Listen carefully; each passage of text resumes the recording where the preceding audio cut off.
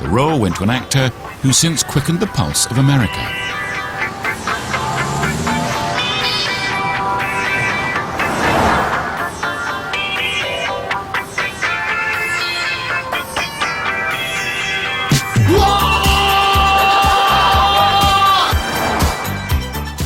It's a trial, John, you've no idea.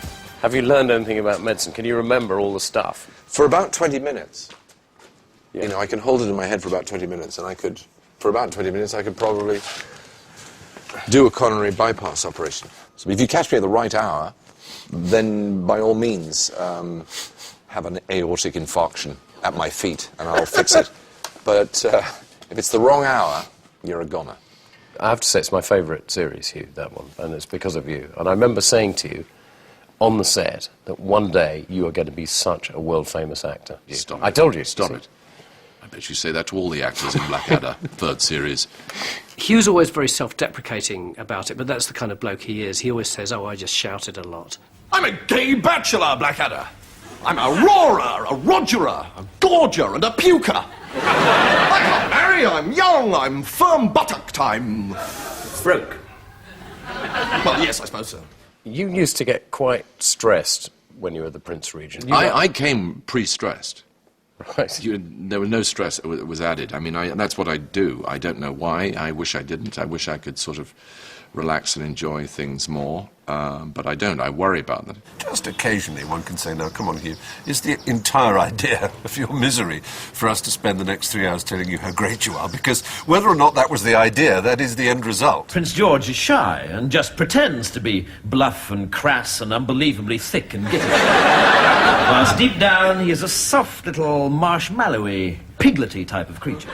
But I do love the Prince Regent. I love his attempt to be better all the time. I think that's one of the things that's so likeable about him, is he's always trying to improve himself. And we know how doomed it is. I mean, that vacant, panicky look in his eye, it's bliss. I terminated my uninterrupted categorization of the vocabulary of our post, Norman tongue. I don't know what you're talking about, but it sounds damn saucy, you lucky thing. The classic episode of Series 3 saw the arrival of Robbie Coltrane as Dr. Johnson, Here it is, sir. author of the very first English dictionary. This book, sir, contains every word in our beloved language. Every single one, sir? Every single word, sir. Oh, well, in that case, sir, I hope you will not object if I also offer the doctor my most enthusiastic contrafibularities. Contrafibularities, sir? It is a common word down our way. Oh, I'm sorry, sir. I'm anaspeptic, phrasmotic, even compunctious to have caused you such pericombobulation. The funny thing about the dictionary episode is there are things in it which I really don't like. Robbie's wig, which doesn't fit properly. The poets. Be quiet, sir! Can't you see we're dying? The dream. I've suddenly realised I don't like dreams. Baldrick, who gave you permission to turn into an Alsatian? Oh, God, it's a dream, isn't it? It's a bloody dream. But the fundamental idea of the plot was a brilliant moment for us. Now, Baldrick, where's the manuscript? You mean the big papery thing tied up with string? Yes, Baldrick, the manuscript belonging to Dr. Johnson. So you're asking where the big papery thing tied up with string, belonging to the Beatty fellow in the black coat who just left, is? Yes, Baldrick, I am. And if you don't answer, then the booted bony thing with 5 toes on the end of my leg will soon connect sharply with the soft, dangly collection of objects in your hand. I can remember Richard saying, had a great idea. Did you know it took Dr. Johnson 25 years to write his dictionary? How about he finishes it, lends it to Blackadder, Baldrick puts it on the fire, Blackadder's got a weekend to rewrite the dictionary. Oh, and what about D? I'm quite pleased with dog. Yes, and your definition of dog is? Not a cat.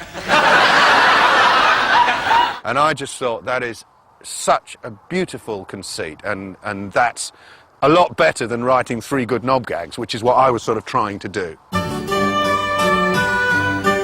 dictionary episode was an appropriate highlight for a series that revelled in the richness of the English language and was never shy of a scintillating simile. He's madder than Mad Jack McMad, the winner of last year's Mr. Madman competition. You look as happy as a man who thought a cat had done its business on his pie, but it turned out to be an extra big blackberry. I'm as poor as a church mouse that's just had an enormous tax bill on the very day his wife ran off with another mouse, taking all the cheese. A burned novel is like a burned dog. Oh, shut up! The Blackadder scripts are so revered that all these years later, the team still pore over the subtleties of their trade with fellow literary luminaries, wherever they can be found. Dedicate somebody to Derek, please.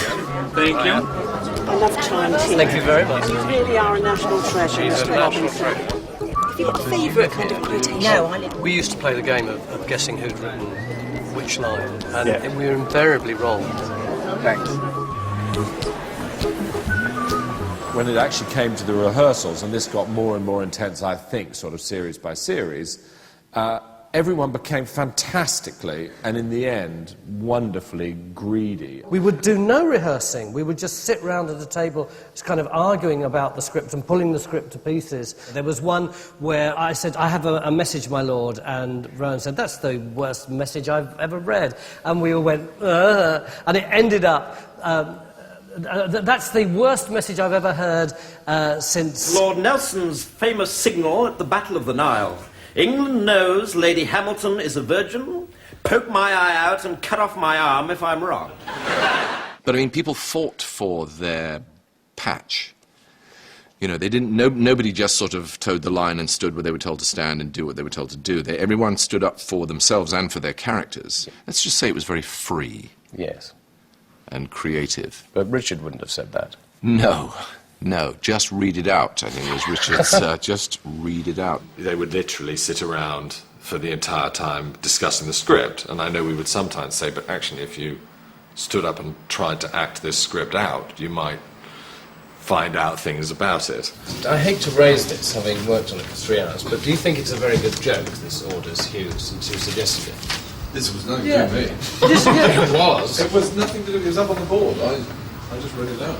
John and Richard and Hugh and Stephen conduct themselves in a very affable way. And when they talk about Blackadder now, it all seems like it was a bit jolly, slightly sticky sometimes, but basically fine. I don't really remember it quite like that. It was hard. Hours would pass and packets of cigarettes would be got through and huge quantities of polystyrene, hideous, muddy coffee would be drunk in an effort to try and get the scripts right. No, hang on, there's something wrong here. Because surely, if you're ordering a cab for a Mr. Redgrave, from Arnos Grove in that case... Sometimes it was very tense. I remember some very difficult times when we appeared to be just sitting around for 2.5 hours, bemoaning the, lack of writing clarity in a particular scene and desperately trying to think how that might be reorientated to work. Just change it to 4.